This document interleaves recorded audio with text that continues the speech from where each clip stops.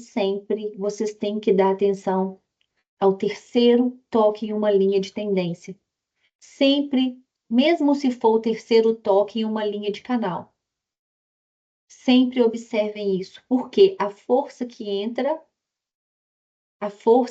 é difícil o mercado já romper uma terceira linha. O que chama atenção para a gente aqui? Barras de sinal e rejeição na VWAP intraday. Observem a barra de força de rejeição fechando em cima da média, em cima da VWAP intraday. Aqui o mercado já tem força o suficiente, porque ele foi numa região de liquidez que era a VWAP do dia anterior. Quando o mercado sai de uma região assim com uma barra de sinal, tá vendo? Essa barrinha aqui, ó, ela engolfou o fechamento das duas barras anteriores, tá? Ele deixou um micro gap, um gap de médias. Você lembra que a gente comentou sobre o gap de médias? Quando duas barras não encostam na média, é como se fosse um início de uma movimentação. Quando ele passa com muita facilidade pela média de 20, pela média de 200 e pela VWAP semanal, quando ele passa de uma linha de suporte e resistência relevante com muita facilidade, é muito provável que ele vai rápido, sem descansar, com muita força, para outra região de liquidez. Esse aqui foi um cenário de muita força, de muita liquidez, com barras de urgência, com barras de pressão, com barras que não deixam dúvidas. Observem a abertura e fechamento das barras, estão certinho, olha. Abertura e fechamento, olha a continuidade. Abertura e fechamento, olha a continuidade. Isso aqui é um tipo de movimentação que a gente não sai da operação. Mas o principal conceito que eu quero que vocês observem sempre com muita atenção é barras de força e rejeição saindo da VWAP. Aquela dica que eu falei com vocês ontem. Se o preço está em cima da VWAP intraday, a gente só procura compra. Abaixo da VWAP intraday, a gente só procura vendas. E eu acho muito mais confiável a gente olhar VWAP do que a gente olhar, por exemplo, média de 200, como muitos profissionais ensinam.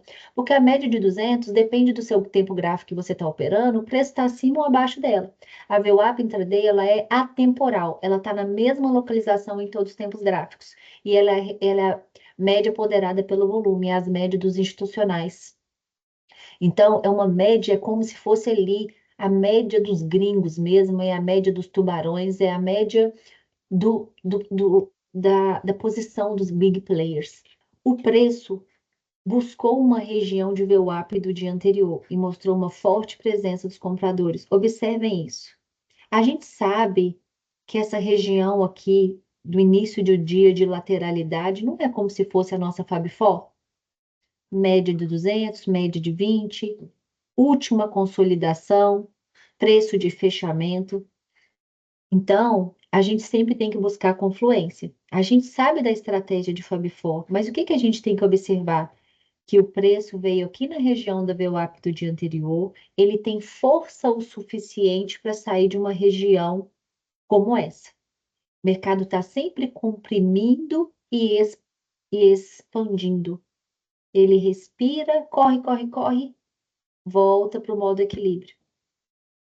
Então, o preço buscou a região de liquidez do dia anterior. E observem a barra de força, a barra elefante, a barra de ignição bem localizada. Barras fortes e sólidas, com pouco pavio. O preço fez o primeiro pullback na VWAP. Primeiro pullback na VWAP depois de uma barra de ignição, de uma barra de força, depois de uma perna de força. Raramente falha. Assim como sinais de rejeição e sinais de ignição na VWAP. Um fundo duplo na VWAP, olha, um duplo teste. Observem que os big players não deixou passar em momento nenhum dessa região. Observem o 1, 2, 3 comprador na VWAP. Que coisa linda. O preço saiu de uma super região de liquidez e ele foi para onde? Para VWAP mensal. São cenários que, se a gente coloca o stop técnico, tá vendo? Debaixo dos fundos, ó, a gente consegue levar todo o trade, mas para a gente ter confiança de segurar um trade, a gente tem que confiar em quê? Nos potenciais alvos, porque senão a gente não segura a operação. Não tem como segurar a operação se você não confiar que o mercado tem uma região de interesse.